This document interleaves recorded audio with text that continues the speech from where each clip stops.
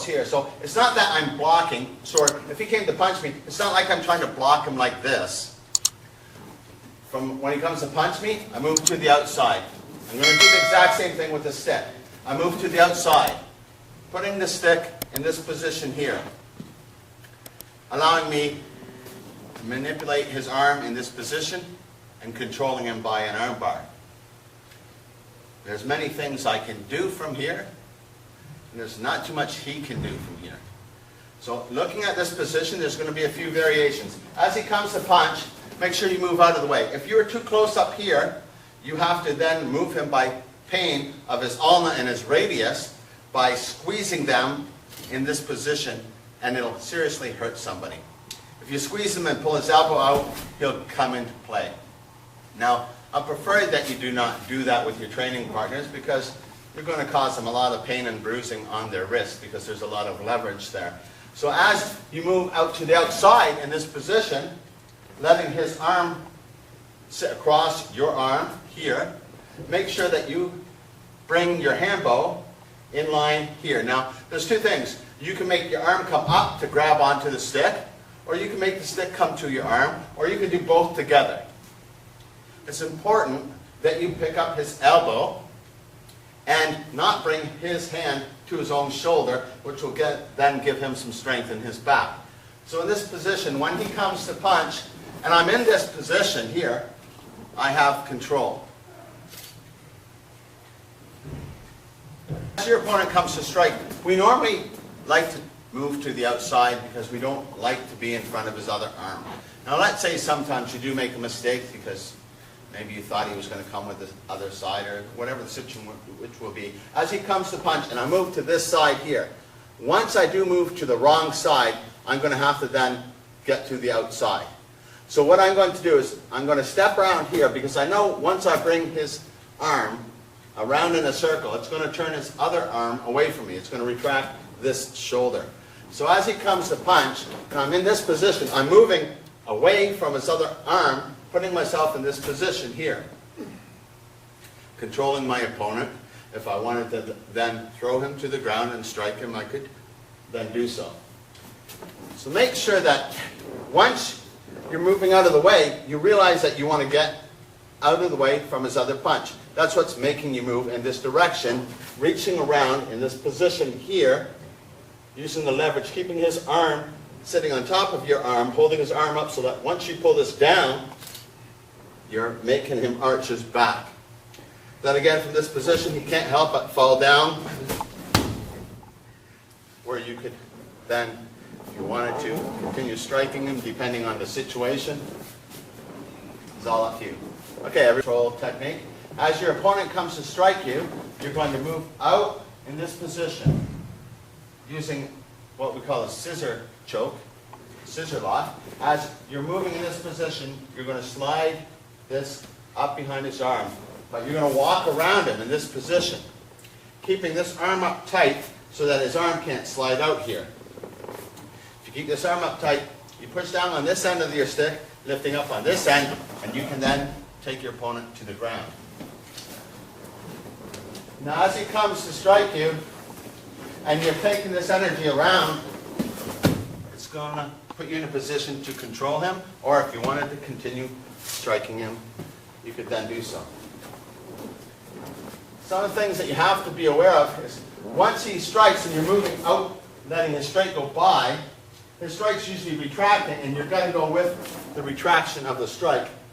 Make sure that you're, what we call this, like a scissor choke on his arm, holding this tight in this angle, lifting this up behind his back, taking him down. Okay, Tara comes to strike you, you move to the outside. You put your arm, your hand bow across their neck, using this as a leverage to their arm, putting in this position here. Now the added bonus is you could, if you put your foot in tight behind the back of his neck, you could then choke him if you wanted to as this leverage comes in this position. Or you just pull your stick out and you have a dominant position.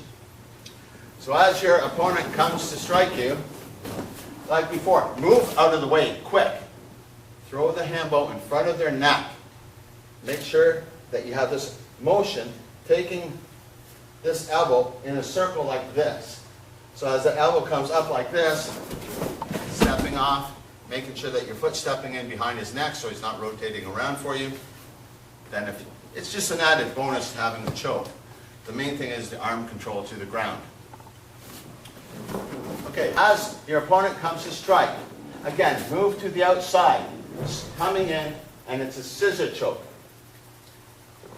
One thing I didn't discuss in the last segment was that everything that we did, you should have been able to do it from both sides with both hands.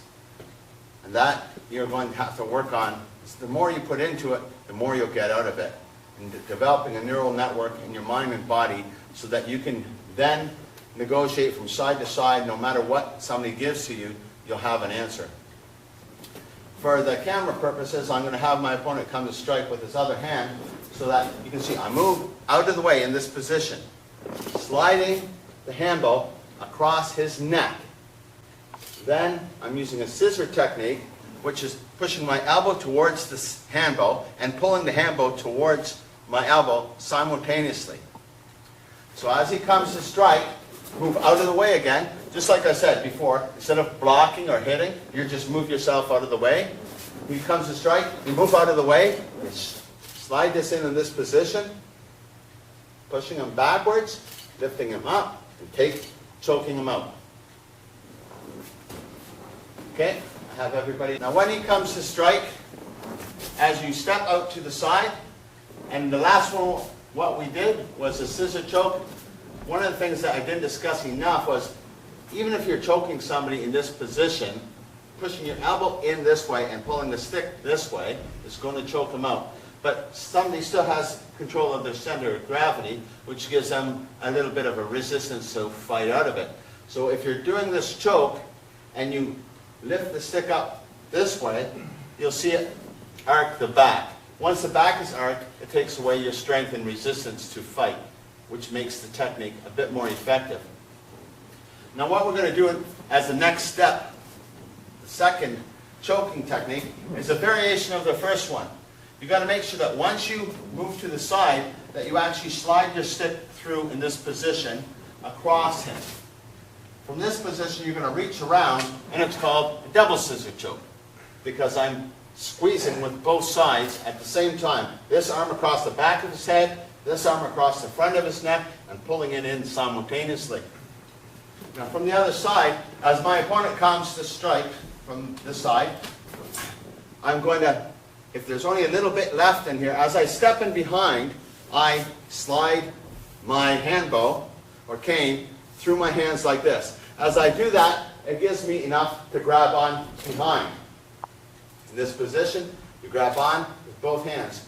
All you really have to do is close your hands like this, and that'd be enough to choke him. You could cause him serious damage. Again, if you pick him up like this, it's a double choke. With this hand pulling in, with this hand pulling in, and the stick, I'm going to move to the outside. In this position, I'm going to reach with my inside arm around the back of his head, grabbing on in this position. The other end of the stick is locked up underneath my arm. So when I pull this together, my body locks it up, and I, again, am allowed to choke him out. Now the bonus point to this one, because there's another variation, because this will pop his neck by itself. But the extra added bonus is that you could then reach across from this position and choke out all four corners of the neck again. From the other side, to make things a bit more clear, is when he moves to strike you, you move to the outside, reaching around here, grabbing on. The stick is locked up underneath your own armpit, so there's no way of it coming out. You pull this tight. As you pull your arm in, pulling this stick across the back of his neck. And if you're doing it to somebody that you care about, it might be a friend or a student, make sure that his spine isn't against the back of that stick, because you can seriously cause him a lot of pain. Here, if I wanted to then move my body this position here to take him down, I could take him down. The bonus is to take this hand across here like this. You can see how tight this comes in this position here. Once I do this, he's choked out instantly. So the finer points are, he comes to strike, you move to the outside, reaching in like this. From here, you can take him out, choke him, or really take him out. As your opponent comes to strike you, just like every other time, not every, but most of the time, you're going to move to the outside. In this position, you're going to step around him, grab onto your hand bow here. Again, it's locked up on the inside of your armpit and across your ribs. When you tighten this up, it chokes him. Now, as you choke him, if you lift this back, he has to fall backwards. When he falls backwards, he usually gives you his arm and allows you to pop his arm at the same time as you're choking him. So, slowing it down a bit more, as he comes to punch, I move to the outside, stepping around him, reaching around and choking him. If somebody doesn't give this arm, it doesn't really matter, because you can't fight out this choke. Because even if he's holding it onto there, then I pull my elbow in towards my own body, and it chokes him out. Because there's too many points of leverage here. You've got the hand bow here, you've got your elbow pulling in, or you've got your body moving, closing this other end that way. It's a great technique for controlling somebody, even if you don't want to choke them. You just walk back with somebody always in this position. It doesn't give them an opportunity to defend themselves. So if he comes to strike with the other side, I step around, reaching around from here. It's very easy to choke somebody in this position here. If his arm is here, just take it back. You have full control. Watch whenever you're doing these chokes, because it's easy to hurt somebody, especially when it comes to strike you. Move outside again. This time you're going to make the hand bow come across this side of their neck. As this comes across this side of the neck, you're going to reach around in this position here. Don't put your hand too low, because then it becomes like a scissor choke. Leave it about the ear level. Push down and pull up this way, and it'll take your opponent, put him to sleep. This is a variation of a sleeper using a hand bow. So again, as he comes to strike, move out of the way, throw it in there, in this position, where if you leave this nice and tight underneath his neck, where it should be, and this is tight in this position, you pull him back. Then anytime you want to push him over or pull the stick this way, you can choke him out very easily. So if he comes from the other side, move from here, step around, being in this position. Remember, the stick is up tight to the neck. The stick is wrapped around the arm in this position, pulling the head down this way and pulling the neck across this way. Takes your opponent and chokes him out. So if your opponent is coming to strike you, just move out to the side, and it should be quick. And I'm trying to go slow, just to teach the technique properly. From the other side again, as he comes to strike, you should move out to the side. The choke should be done. You should be taking him out, and it's as quick as that.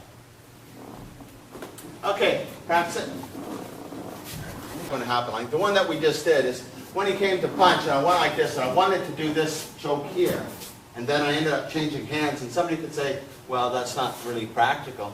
But what happens quite often is two people have the stick, and the stick ends up being in front of somebody's neck, or ends up being in this position here, where then again you have to come across and go to choke them out. So every choke that you're doing is not limited to the direction and angle that you're doing the choke.